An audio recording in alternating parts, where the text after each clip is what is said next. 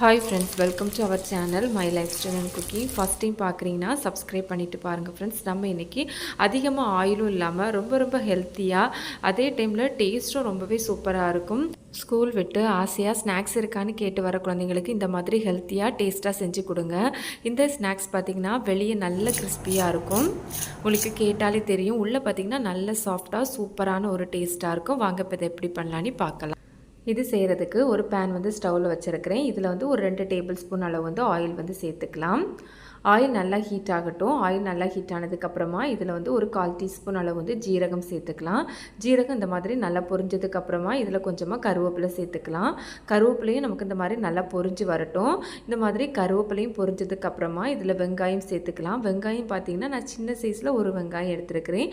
இந்த மாதிரி சின்னதாக கட் பண்ணி ஆட் பண்ணிக்கலாம். வெங்காயம் நமக்கு ரொம்ப வதங்கி வரணும்னு வேண்டாம், இந்த மாதிரி ஓரளவு வதங்கினாலே போதும்.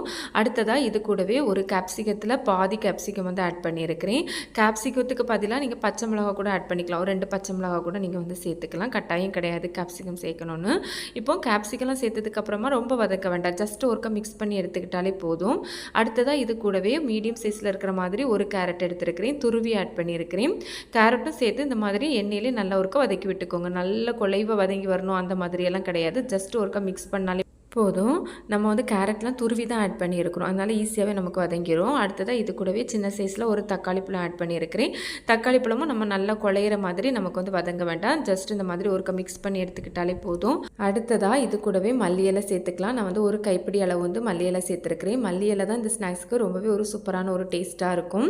இப்போ மல்லி இலை சேர்த்து நல்லா வதக்கிக்கோங்க. அந்த இலைலாம் நல்லா வதங்கி வர மாதிரி வதக்கி எடுத்துக்கோங்க. இந்த மாதிரி நல்லா வதங்கினதுக்கப்புறமா ஃப்ளேமை சிம்மில் வச்சுக்கோங்க. சிம்மில் வச்சுட்டு இதில் ஒரு 1/4 டீஸ்பூன் அளவு வந்து மஞ்சள் பொடி சேர்த்துக்கலாம்.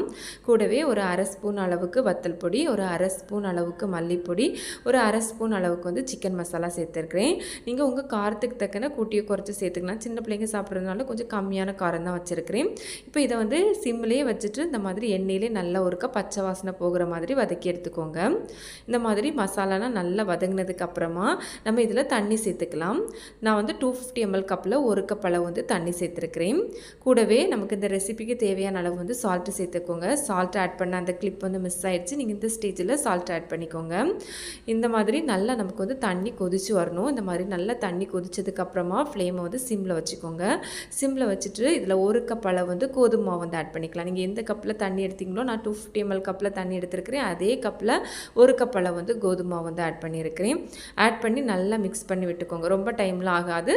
இந்த மாதிரி நல்லா எல்லாம் ஒன்றோடு ஒன்று சேர்கிற மாதிரி நல்லா மிக்ஸ் பண்ணி எடுத்துக்கோங்க.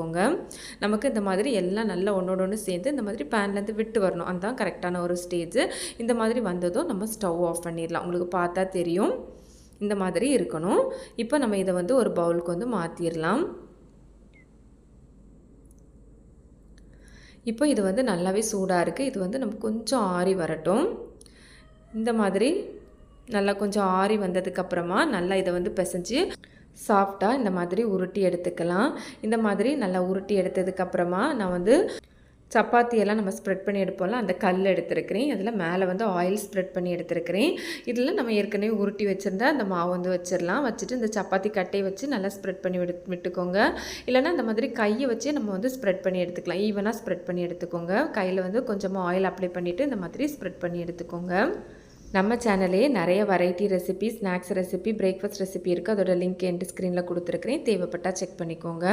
இந்த மாதிரி ஈவனாக ஸ்ப்ரெட் பண்ணதுக்கப்புறமா நம்ம இதை வந்து கட் பண்ணி எடுத்துக்கலாம். உங்களுக்கு என்ன மாதிரி ஷேப் வேணுமோ அந்த மாதிரி ஷேப்க்கு வந்து கட் பண்ணி எடுத்துக்கலாம்.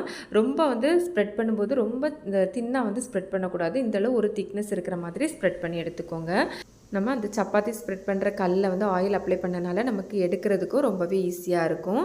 இந்த மாதிரி எடுத்ததுக்கப்புறமா இந்த மாதிரி கையில் வச்சு அந்த கத்தியை வச்சு இந்த மாதிரி ஒரு ஷேப்க்கு வந்து நான் வந்து கோடு போட்டு எடுத்துருக்கிறேன். ப்ரெஸ் பண்ணி கோடு போட்டு எடுத்துருக்கிறேன். இல்லை நீங்கள் சும்மாவே வேணாலும் ஃப்ரை பண்ணலாம், இல்லைனா ஒரு ஸ்பூன் வச்சு கூட இந்த மாதிரி ஒரு கோடு போட்டுட்டு நம்ம ஃப்ரை பண்ணலாம். அந்த மாதிரி பண்ணும்போது ஷேப் வந்து நல்லாயிருக்கும், பார்க்கறதுக்கும் ரொம்பவே சூப்பராக இருக்கும், குழந்தைங்களும் விரும்பி சாப்பிடுவாங்க. இப்போது நம்ம இது போலவே எல்லாத்தையும் நம்ம வந்து ரெடி பண்ணி எடுத்துக்கலாம். இப்போ பார்த்தீங்கன்னா நான் எல்லாத்தையுமே ரெடி பண்ணி எடுத்துட்டேன். இப்போ நம்ம இதை வந்து ஃப்ரை பண்ணி எடுத்துடலாம். ஒரு பேனில் சூடாக ஆயில் வந்து எடுத்துருக்கிறேன். ரொம்ப வந்து ஆயில் ஆட் பண்ண வேண்டாம். ஒரு 3லேருந்து ஒரு 4 டேபிள் ஸ்பூன் அளவு ஆயிலே ஆட் பண்ணால் போதும். ரொம்ப நம்ம ஆட் பண்ணுற ஸ்நாக்ஸ் மூழ்கிற அளவுக்குலாம் நமக்கு வந்து ஆட் பண்ண வேண்டாம். இந்த அளவு கம்மியான அளவு ஆட் பண்ணாலே போதும். ஆயில் நல்லா ஹீட் ஆனதுக்கப்புறமா நம்ம ரெடி பண்ணி வச்சிருந்த ஸ்நாக்ஸை வந்து ஆட் பண்ணிக்கலாம். ஒன்று ஒன்றா ஆட் பண்ணிக்கோங்க. நம்ம பேனோட சைஸ்க்கு தக்கன நம்ம வந்து ஆட் பண்ணி ஃப்ரை பண்ணி எடுத்துக்கலாம். ஃப்ளேம் பார்த்திங்கன்னா நல்லா வந்து ஹை ஃப்ளேம்லேயே வச்சுக்கோங்க. நீங்கள் வந்து சிம்மில் வச்சுருந்தீங்க அப்படின்னா ரொம்ப வந்து எண்ணெய் குடிக்கும். அதனால் ஹை ஃப்ளேமில் வச்சிங்கன்னா அதிகமாக எண்ணெயும் குடிக்காது. நமக்கு வந்து எல்லாமே ஏற்கனவே வெந்தது தான். அதனால் ஜஸ்ட்டு வெளியே வந்து நம்ம வந்து ஒரு கோல்டன் கலருக்கு டர்ன் பண்ணி நம்ம எடுத்தாலே போதும். இந்த மாதிரி ஒரு பக்கம் வெந்ததும் மறுபக்கம் திருப்பி போட்டுக்கோங்க.